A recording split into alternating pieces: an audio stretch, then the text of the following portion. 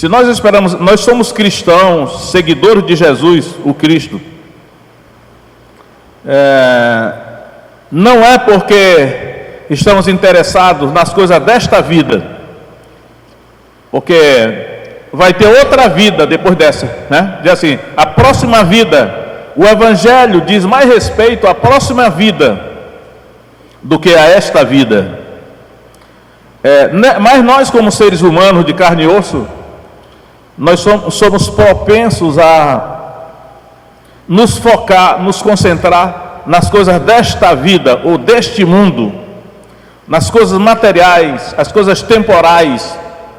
É natural que nós façamos, todos os seres humanos fazem isso, né? Então nós queremos o que comer e o que beber, nós queremos saúde, nós queremos a felicidade, nós queremos coisas que são todas legítimas, que qualquer ser humano deve aspirar.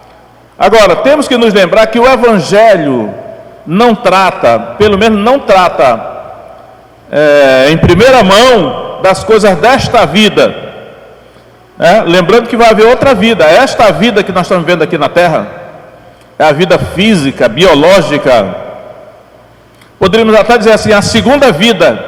Existe uma segunda vida, e a segunda vida, ela não é neste mundo, ou não é, vai ser, no final vai acabar sendo aqui mesmo, mas no mundo transformado, né? Então, mas se nós não tivermos cuidado, nós podemos passar a vida toda sendo crentes, seguidores de Jesus, cristãos, e tratando só das coisas desta vida, né? Tanto é que, acredito eu, que as igrejas que mais crescem de maneira natural são aquelas que tratam muito das coisas desta vida, né? Porque é que todo mundo quer, né? Mas corremos o risco de esquecer o Evangelho, que o Evangelho ele não trata necessariamente das coisas desta vida. O Evangelho trata das coisas da próxima vida, vai ter uma próxima vida. Isso aqui é crer, né? Grande parte da humanidade, eu acredito, que ela não pensa na próxima vida. Elas querem aqui o agora, né? É nesse texto aqui, eu não vou ler o capítulo, é muito grande, que Paulo diz assim: portanto, comamos e bebamos, porque amanhã morreremos. Então, nós devemos lembrar que o Evangelho, que significa boas notícias, boas novas, não trata em primeira mão das coisas desta vida, mas trata das coisas da próxima vida.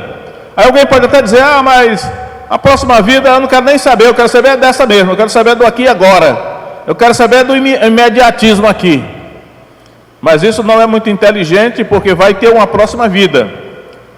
E essa vida aqui que nós estamos vivendo, ela é temporária, passageira, é pouco tempo, né? De 100 anos para baixo. 100 anos, comparado com a eternidade, não é nada. Então, essa vida aqui, dá para a gente levar. Mesmo passando por determinadas dificuldades, mas dá para levar. Agora, a próxima vida, a vida do lado de lá, é eterna, lá não vai acabar, é definitiva. Então é inteligente da nossa parte, e aí a fé é inteligente, né? Nós pensarmos o que é realmente o Evangelho. Trata da próxima vida, não desta. Embora nós devamos buscar também as coisas desta vida. Eu acredito que Deus sabe, né? Jesus disse: vosso Pai sabe o que vós necessitais antes de vós lhe pedirdes. Então Deus sabe que nós precisamos de comida, Deus sabe que nós precisamos de bebida, Deus sabe que nós precisamos de saúde, Deus sabe que nós precisamos de felicidade, porque sem felicidade ninguém vive. Eu acredito que a depressão, assim, simploriamente falando, é falta de felicidade. Sem perspectiva de ser feliz na vida, a pessoa acaba cometendo suicídio, porque não vale a pena viver sem ser feliz, né? Totalmente feliz, acho muito difícil alguém ser, mas pelo menos ser feliz em algumas coisas. Por exemplo, a pessoa que come muito, uma comida boa, porque ela quer ser feliz, né? E Deus não deu a comida só para sustentar o corpo físico. Deus é tão bom que Ele disse: então eu vou dar a comida para sustentar o corpo físico, mas eu vou acrescentar prazer. Então há um prazer em ser feliz comendo boa comida, né? Então, vou parar aí por aí nesse exemplo, né? Mas Deus sabe que nós precisamos de tudo isso. Só que Deus sabe também que mais do que isso, e mais importante do que tudo isso desta vida, tem as coisas concernentes à próxima vida, que nós não podemos esquecer, porque senão nós vamos chegar lá despreparados, desapercebidos, descuidados. Aí de repente alguém aqui morre, aí já vai estar do lado de lá, né? Tem até um filme chamado Ghost, do outro lado da vida.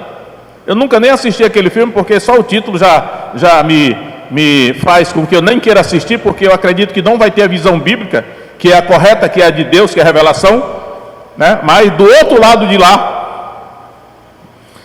nós podemos chegar lá despreparados. O que? Já estou aqui no outro lado, mas eu não me preparei, não sabia que ia ser assim e tal. Então o Evangelho é nessa direção aí.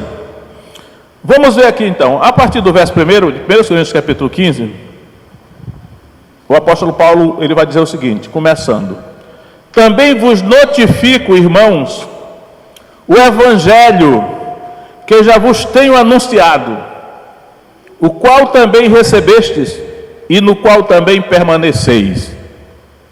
O título dessa mensagem é o Evangelho que salva, porque tem alguns evangelhos que não salvam. E Paulo está dizendo aqui que ele já tinha anunciado esse evangelho para os coríntios, né? O evangelho que já vos anunciei, ou que já vos tenho anunciado. E aí eu diria assim, o verdadeiro, o evangelho que salva foi anunciado por Paulo. E aí ele diz aqui, verso 2: pelo qual também sois salvos, né? O evangelho é para você ser salvo, se o retiverdes tal como vô-lo tenho anunciado, se não é que crestes em vão. Aí, eis a questão. Paulo diz: o evangelho que eu já preguei para vocês é o evangelho que salva. Ele salva desde que vocês o retenham ou o mantenham do jeito que eu preguei. Se vocês mudarem alguma coisa no evangelho, ele não vai salvar. Aí eu quase que eu botava o título dessa mensagem assim: o evangelho que não salva.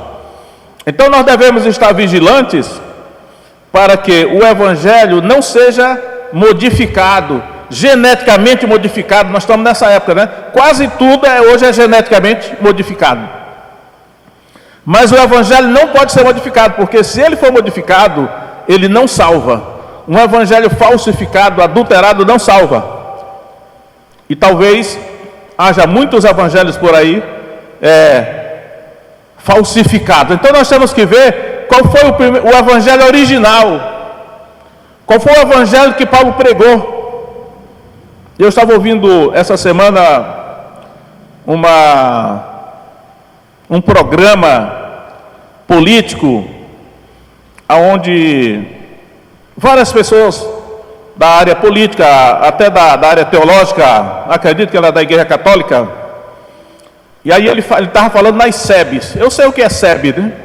SEB são as comunidades eclesiais de base, que a Igreja Católica adotou durante muito tempo. Hoje a Igreja Evangélica chama de célula, a maior parte, né? E ele falando que a questão social e política do Brasil, eu entendi o que ele está dizendo. Ele está dizendo assim: olha, o Evangelho, aí vem a questão, talvez eu estou pregando aqui na contramão do que ele disse. Ele disse assim: o Evangelho das comunidades eclesiais de base, SEBs, ou o Evangelho das células, tem que ser um Evangelho que chegue até a situação social e política das pessoas e econômica, porque se o Evangelho não tocar na questão econômica, política e social da sociedade, ele disse: esse Evangelho aí é falso. É o que ele disse lá. E aí eu também lembrei, eu já estudei muito, já ouvi muita gente boa, mas aí ele querendo, devido à formação teológica dele, ele está dizendo assim: nós temos que voltar ao evangelho original. E eu concordei com ele, eu digo isso mesmo, nós temos que voltar ao evangelho original. Mas eu percebi que ele não conseguia dizer que o evangelho original era o da Escritura, ele não conseguia dizer. Eu também entendi ele, porque na tradição teológica dele, a autoridade espiritual que mantém a integridade da mensagem é a tradição religiosa. E aí eu dizer, ele estava dizendo assim: nós temos que voltar ao evangelho original, o evangelho da nossa tradição religiosa. Aí eu dizia: meu Deus, não é isso, meu irmão. Digo: olha, o evangelho original não é o evangelho da tradição religiosa, porque a tradição religiosa, ela é oral, ela pode ser falsificada, ela pode ser corrompida, como tem sido. Mas o evangelho original, eu estava querendo que ele dissesse: o evangelho original é o da Escritura. Nós temos que buscar na Escritura, no que está escrito, porque o que está escrito você pode analisar, você pode examinar, você pode comprovar. Escrito por Deus, aí digo, porque a tradição também está escrita. Só que a tradição não tem autoridade canônica, a Escritura tem. Então, aí eu fiquei percebendo que aquele homem, ele estava indo na direção certa, mas ele tropeçou no final, porque ele não conseguia dizer que o evangelho original é o evangelho da Escritura. E que se nós quisermos saber como era o evangelho original mesmo, nós temos que examinar o livro, e não a tradição religiosa, seja a tradição religiosa protestante, evangélica, católica. O evangelho original não é o evangelho dos puritanos, não é o evangelho dos reformadores, não é o evangelho do calvinismo, nem do arminianismo. O evangelho original é o da Escritura. Então, se nós quisermos saber realmente o que é o evangelho, nós temos que ir para a Escritura. É por isso que Paulo está dizendo aqui: olha, irmãos de Corinto, eu quero vos relembrar, notificar, a tradução que colocou notificar, né? O evangelho que eu já vos anunciei, e o qual também recebestes, e no qual perseverais, pelo qual também sois salvos, se o retiverdes tal qual eu o anunciei. Se ele não foi corrompido, se ele não foi adulterado, se ele não foi falsificado, porque o evangelho modificado não salva.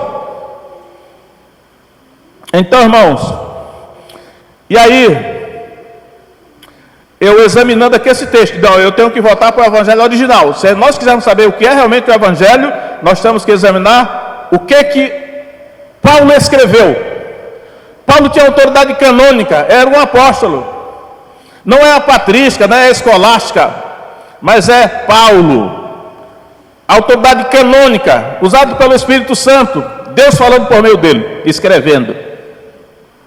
E aí ele diz aqui, ele vai dizer, ele vai resumir, eu vou resumir, ele vai dizer o que é realmente o evangelho original que eu preguei para vocês. Depois lá em Gálatas, que ele fala do mesmo assunto, no primeiro capítulo de Gálatas, ele vai dizer assim: olha, ainda que nós, ou mesmo o anjo do céu, vos pregasse o evangelho que vai além daquele que vos temos pregados, seja anátema. Então Paulo vai resumir aqui, 1 Coríntios capítulo 15, verso 3: porque primeiramente vos entreguei o que também recebi. E aí o apóstolo Paulo vai dizer que em todas as suas cartas, quase, ele vai dizer o seguinte: olha, o evangelho que eu preguei para vocês, eu não recebi de homem algum, eu não aprendi nos livros, eu não aprendi nos teólogos, eu não aprendi com Gamaliel, eu não aprendi com nenhum sumo sacerdote do judaísmo. O evangelho que eu preguei para vocês, eu recebi diretamente de Jesus Cristo, ele diz. Ele começa o livro de Gálatas assim: Paulo, apóstolo, não da parte dos homens, não por homem nenhum, mas por Jesus Cristo e por Deus Pai, que eu restou dentre os mortos. Então Paulo está dizendo, esse evangelho que eu entreguei para vocês, que eu recebi diretamente de Cristo, ele diz aí parte B do verso 3, que Cristo morreu por nossos pecados, segundo as Escrituras, Ele disse: isso aqui é o Evangelho, olha. Cristo morreu por nossos pecados, segundo as Escrituras.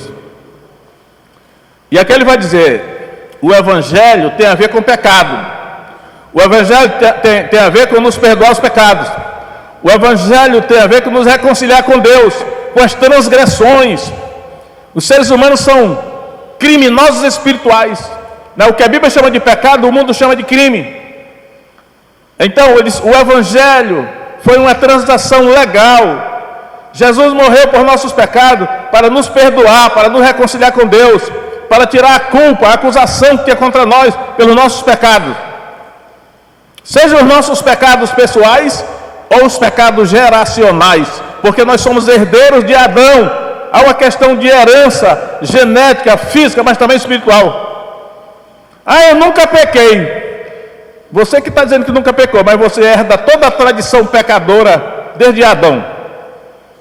E está sobre as suas costas, porque você é parente de Adão. A não ser que tenha os seus pecados perdoados. Jesus morreu para isso. Ele diz: meu irmão, isso é o Evangelho, ele está dizendo. O Evangelho aqui não é para você prosperar. Você pode até prosperar, mas isso não é o Evangelho. Não é para você ser feliz. Você pode até ser feliz, mas isso não é o Evangelho. O Evangelho é para lhe livrar da condenação eterna. E o Evangelho é só para esta vida agora. Aliás, o Evangelho não é para esta vida agora. O benefício que o Evangelho lhe traz não é para esta vida agora. Está dizendo, é para a próxima. E aí, irmãos, é impressionante, porque é o único lugar que acontece isso, porque Paulo invoca a autoridade das Escrituras. Aí ele diz que Cristo morreu por nossos pecados, segundo as Escrituras, que foi sepultado e que ressuscitou ao terceiro dia, segundo as Escrituras. Novamente, é segundo as Escrituras. Então, a autoridade do Evangelho é a Escritura, não é tradição humana, não é tradição teológica, Escritura. Então, se nós quisermos saber o que é o verdadeiro Evangelho, o original, tem que ir para a Escritura. Não é São Tomás de Aquino, não é Agostinho, Ambrósio, e vai por aí, citando o histórico da igreja, né? Aí diz aí eu digo aqui, então, o Evangelho que salva, porque ele diz: se vocês não mantiverem o Evangelho do jeito que eu preguei no início, esse Evangelho adulterado não salva.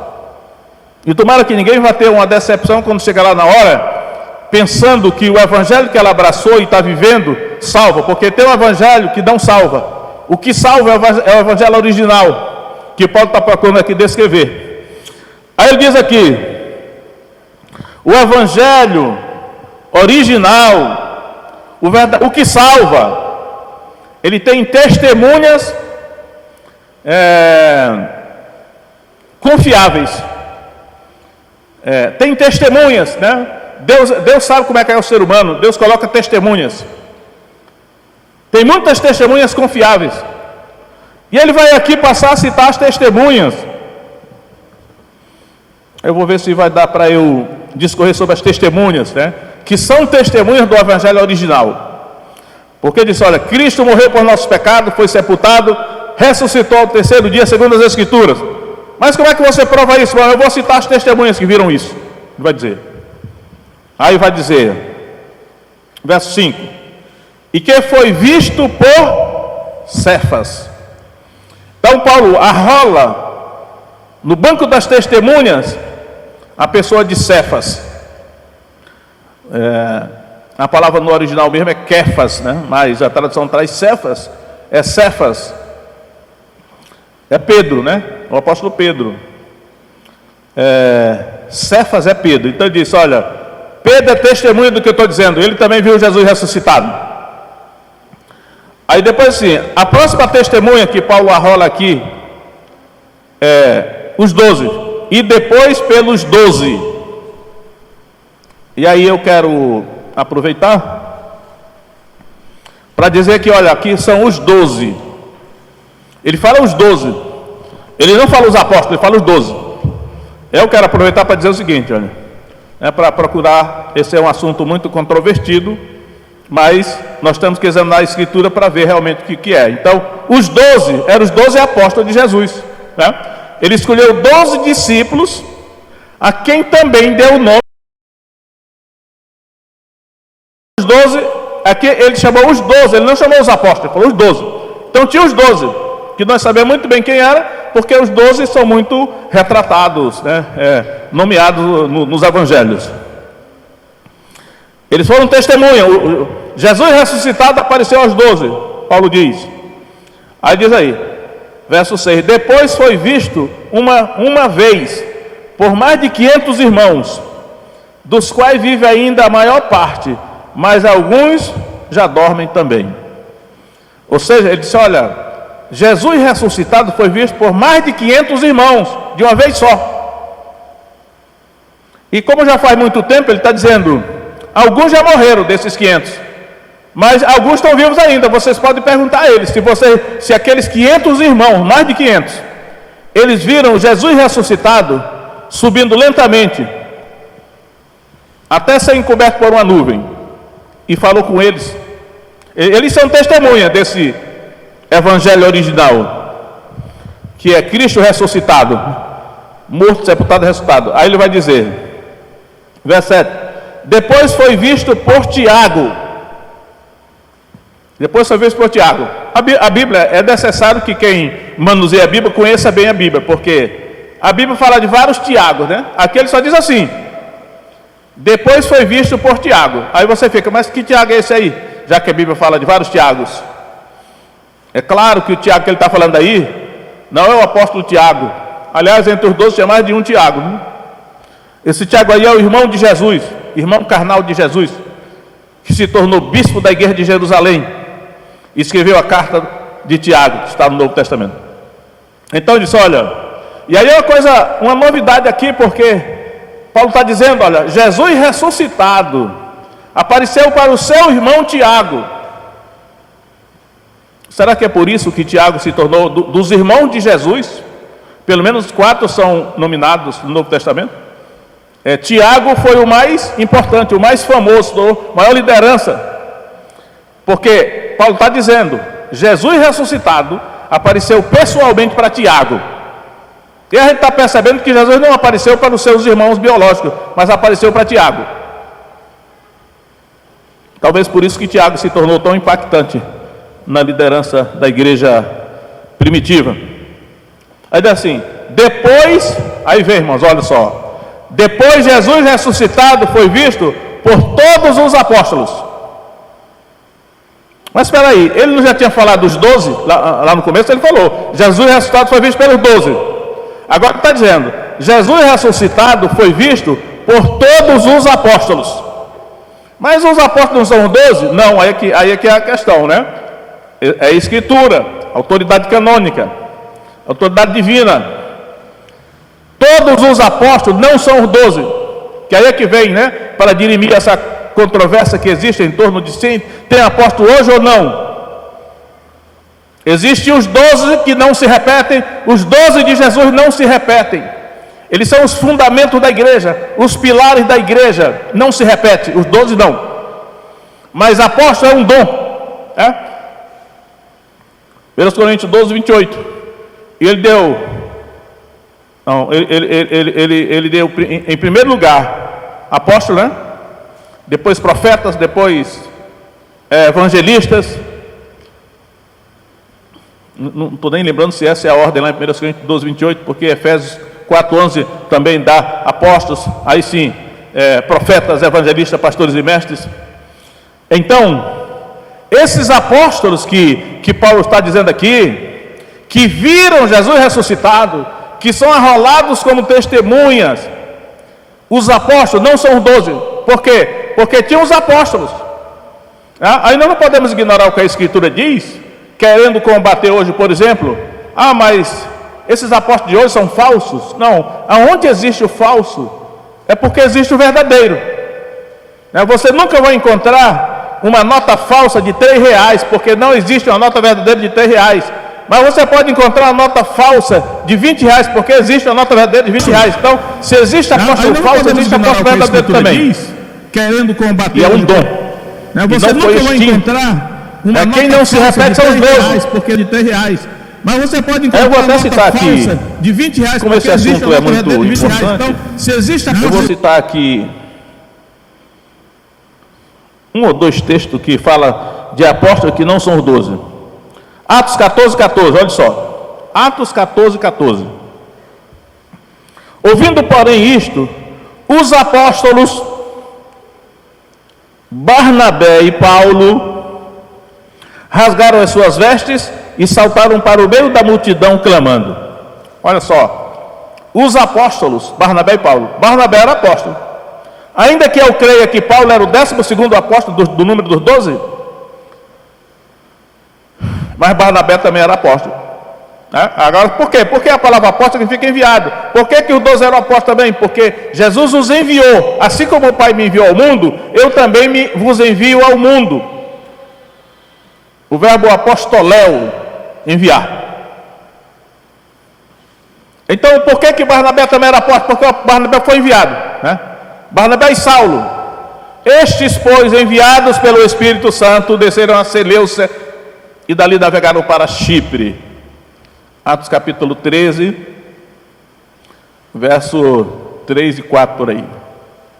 Ou seja, então, Barnabé era apóstolo, porque foi enviado. Apóstolo enviado é apóstolo enviado.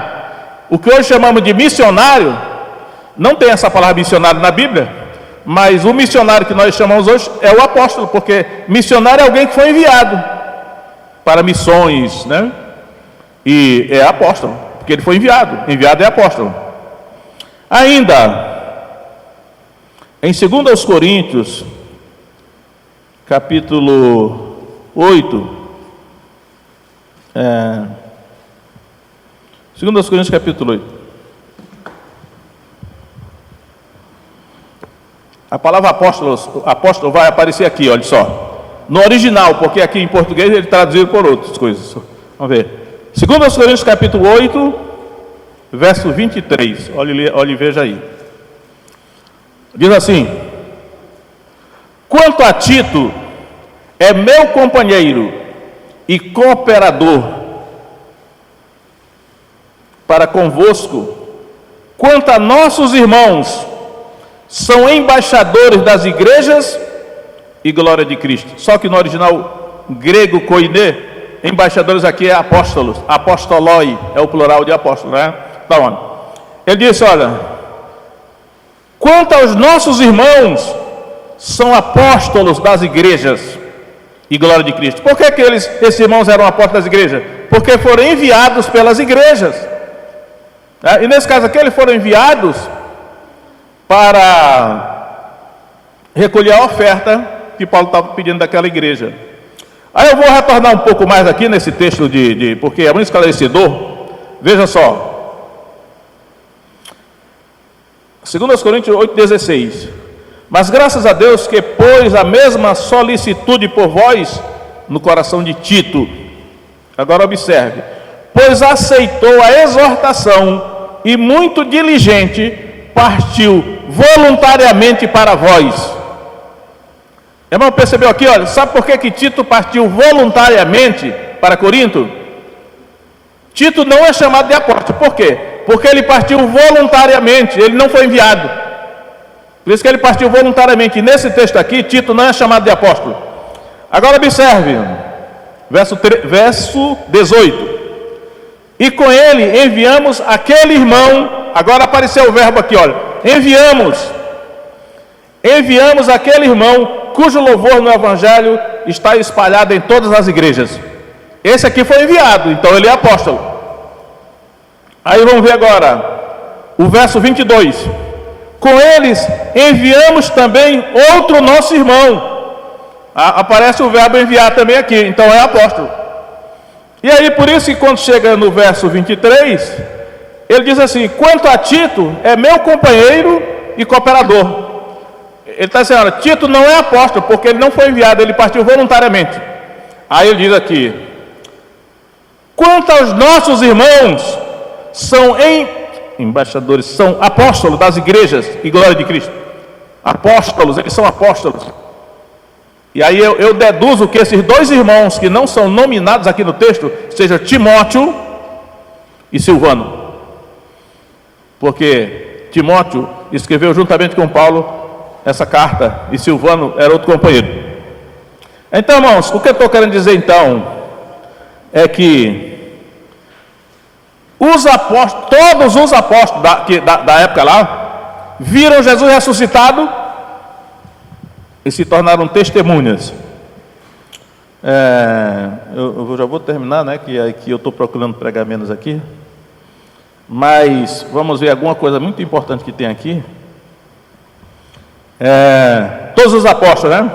Verso 8: E por derradeiro de todos, me apareceu também a mim, como a um abortivo. Paulo está dizendo, né? Jesus ressuscitado apareceu também a mim. Porque eu sou o menor dos apóstolos, que não sou digno de ser chamado apóstolos, pois que persegui a igreja de Deus. Mas pela graça de Deus sou o que sou, e a sua graça para comigo não foi vã. Antes trabalhei muito mais do que todos eles, todavia não eu, mas a graça de Deus que está comigo. Então, ou seja eu, ou sejam eles, assim pregamos, e assim haver escrito. Então, irmãos, o evangelho que salva, o evangelho original, que não foi modificado, ele tem essas testemunhas confiáveis a respeito da ressurreição de Jesus. Mas aí, por que Paulo está falando aqui que eles não podem modificar o evangelho? Porque se esse evangelho for modificado com heresia, tecnicamente é chamado de heresia, ele não salva. Ele vai dizer aqui uma heresia que já estava acontecendo ali em Corinto. Verso 12: Ora, se prega que Cristo ressuscitou dentre os mortos, como dizem alguns dentre vós que não há ressurreição de mortos. Olha só a corrupção da doutrina, né? Lá em Corinto, naquele tempo já, na igreja primitiva, havia um grupo que dizia que não existe ressurreição de mortos. Aí Paulo diz, isso aí é uma heresia, esse evangelho aí não salva. E ele continua: se não há ressurreição de mortos, também Cristo não ressuscitou. E se Cristo não ressuscitou, logo é vã a nossa pregação, e também é vã a vossa fé. Assim somos também considerados como falsas testemunhas de Deus, pois testificamos de Deus que ressuscitou a Cristo, ao qual porém não ressuscitou, se na verdade os mortos não são ressuscitados. Porque se os mortos não ressuscitam, também Cristo não ressuscitou. E se Cristo não ressuscitou, é vã a vossa fé, e ainda permaneceis nos vossos pecados. Olha o que ele está dizendo aqui: o verdadeiro evangelho, o evangelho original, o evangelho que salva, tem a ver com o perdão de pecados, tem a ver com nos reconciliar com Deus, tem a ver com a próxima vida. Senão ele não salva, né? E aí ele termina: e também os que dormiram em Cristo estão perdidos. E aí por isso que ele chega no verso 19, ele diz: se esperamos em Cristo só nesta vida, somos os mais miseráveis de todos os homens. Então, irmãos, o evangelho que salva, nós devemos permanecer nele, né? Não devemos nos deixar seduzir por um evangelho que é muito atraente, que é um evangelho que promete benefícios materiais, benefícios temporais, mas que não salva. E o apóstolo Paulo diz: vamos nos manter naquele evangelho original que eu preguei para vocês, se é que vocês não modificaram aquele evangelho, se é que vocês não o mantêm do jeito que eu preguei. E ele está baseado na ressurreição de Jesus Cristo, porque a próxima vida é que vai ser para lá. Na próxima, nós estamos semeando para a próxima vida, e é lá que nós vamos colher os frutos da nossa fé na ressurreição de Jesus.